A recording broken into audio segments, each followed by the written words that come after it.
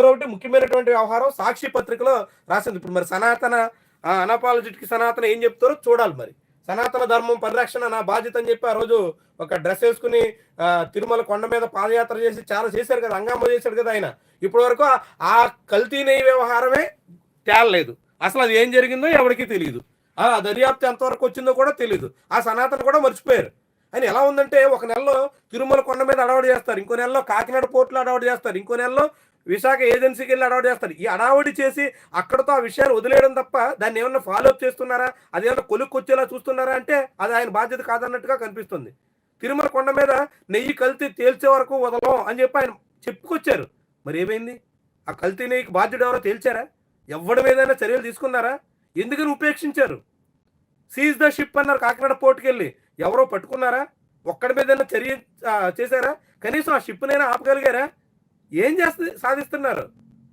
ఓ మాటలు చెప్పడం, హంగామా చేయడమేనా? అంతకుమించి ఏమైనా ఉందా అన్నది ఒక పెద్ద ప్రశ్న ఇప్పుడు పవన్ కళ్యాణ్ విషయంలో.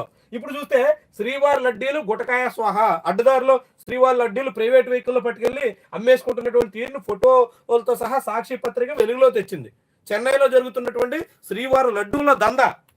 ఇక్కడికి ప్రతి వారం 8,000 నుంచి 10,000 చిన్న లడ్డూలు వస్తే అందులో కొన్ని మాత్రమే భక్తులకు అమ్మి మిగతావంతా భారీ ఎత్తున బ్లాక్ మార్కెట్లో తిరుమల లడ్డూలు అమ్ముకుంటున్నారు. ఫోటోలతో సహా సాక్షి పత్రిక ఈరోజు ముద్రించింది. మరి దీని మీద అయినా స్పందిస్తారా?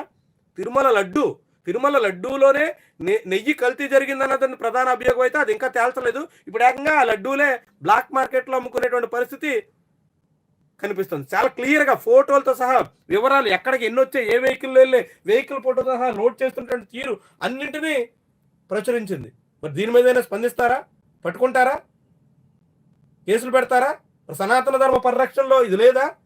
లడ్డూలు అడ్డగోలుగా అమ్ముకుంటుంటే కనీసం అడ్డుకోవాల్సినటువంటి బాధ్యత లేదా? రాజకీయాల కోసం ఏదో అడవడి చేస్తాం, ఆలయాలను కూడా వాడుకుంటాం అన్నంత వరకేనా?